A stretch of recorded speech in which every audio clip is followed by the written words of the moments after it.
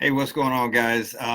Good evening, good morning, good afternoon, wherever it is you may be in the world. Uh, Man, what interesting day it's been. I had this huge I just want to share this with you, right? So, I had this huge technical meltdown today. So, I use a specific uh, program for scheduling posts. Halfway through the day, I noticed that nothing was coming through, and it wasn't until I got home about 25 minutes ago that I realized that the posts were scheduled wrong. They weren't posting.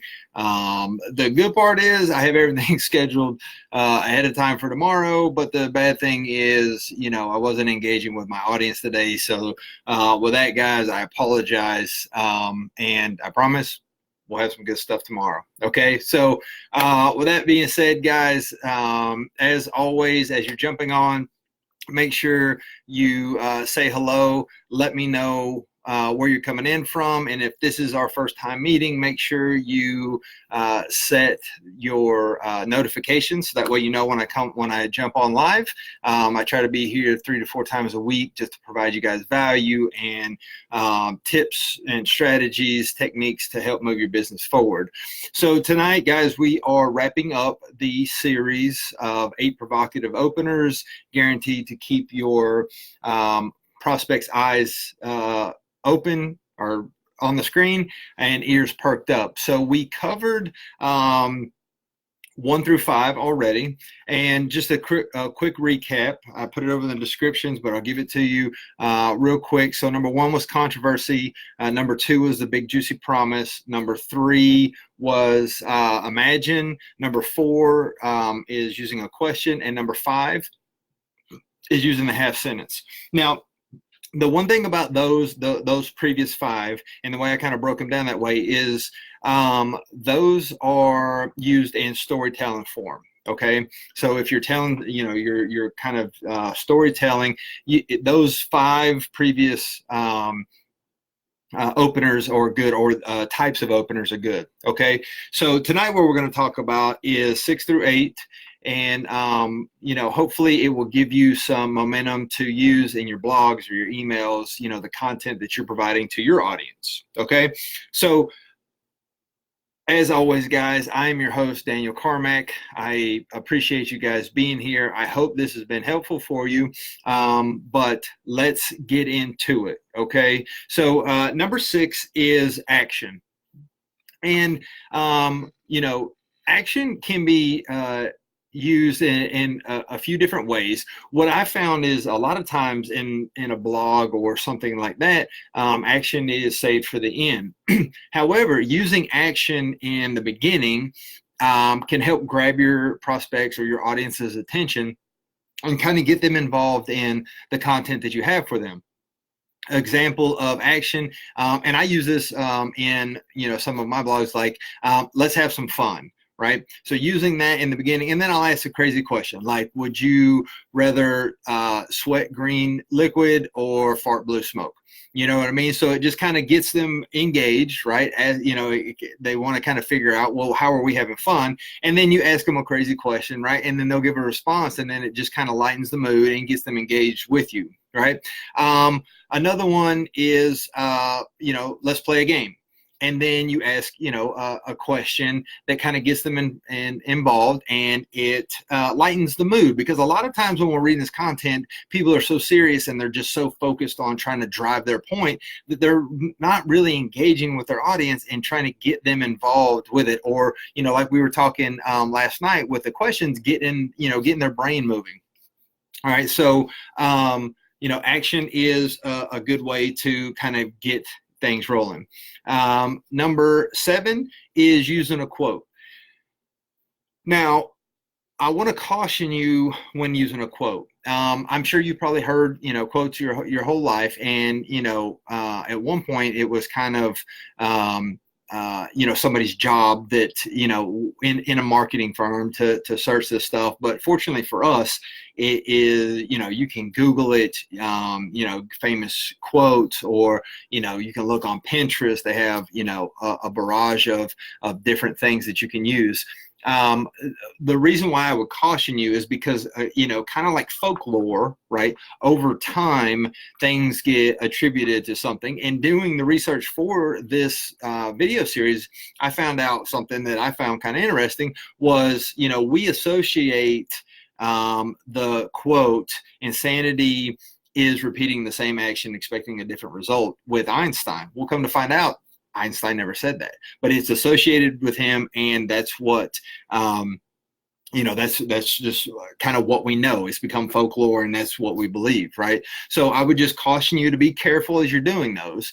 And then another situation for quotes is it doesn't necessarily have to be a famous quote. So a quote like "you have two ears and one mouth," right? So that's kind of we all know that means listen more and talk less, right? But it's not necessarily a famous quote. It's kind of just something that we've heard, through our lives. But what that does for your audience is that generates familiarity and, gets them comfortable to listen to what it is you have to say. Okay. So number 6 is action, and number 7 is quotes. And then lastly, is number 8, and that's using numbers. A lot of people kind of overdo it with numbers sometimes. In fact, I did a video early on, and I just had a monster of different numbers, company stats and earnings number, and it was just, I thought it was good information, and I believe it was. I got good feedback from my audience, but I realized as I, reviewed it and kind of, let it progress that, I might have overdone it a little bit, right? So just make sure that you're cautious and, thoughtful of what it is that you're doing with the numbers. However, the point is, using statistics and numbers. So for example, 98% of entrepreneurs will fail. That gets your audience involved, like they're kind of be part of that 2% that succeeds, right? So that gets them interested in what it is you're talking about, and you're providing them with data that can be validated, right? So that makes your opinion, and it kind of puts you in a position of authority when you're using them in the right way. One example is so you're setting up your blog or your email. 100 milliseconds is the time that it takes your brain to form a first impression, right? So again, as we talked about with the half sentence, it automatically forces your reader to move down the page and consume what it is that you're talking about. So just be careful as you are, don't overload them with numbers and statistics, but using numbers is a good way to catch your audience's eye and get them involved and get them interested in what it is that you're talking about. Okay, so that's it, guys. I want to, do a quick recap, 1 through 8. So number 1, we have controversy, something that challenges common belief, or, some people might think the Einstein thing is a little controversy, right? If you open that up and, use that as your opener. The big juicy promise, showing them, let me show you how I recruited 60 people in 30 days, right? Number 3, imagine, that gets them out of their current state and gets them to, a fantasy land where they kind of start imagining and thinking what life could be like, or, how it would affect them, what would it do for their business. Number 4 is just using the question, right? Number 5, the half sentence. So pop quiz, and then, providing the question underneath. Number 6 is action. Let's play a game.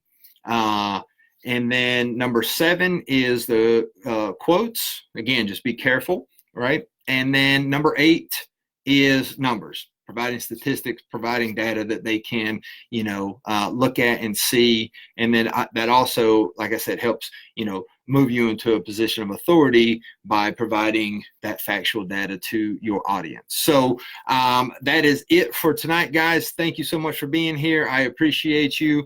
If you have any questions, or feel free to reach out to me. Make sure that you set your notifications. That way you're notified first when I go live. And if you are interested in learning more things like this series has covered and some of my previous, make sure that you sign up for your free boot camp in the description, and I will start providing you, daily tips and strategies to help move you forward in your business. So as always, guys, take care, be safe, live life, and remember, we create our own freedom. Bye for now.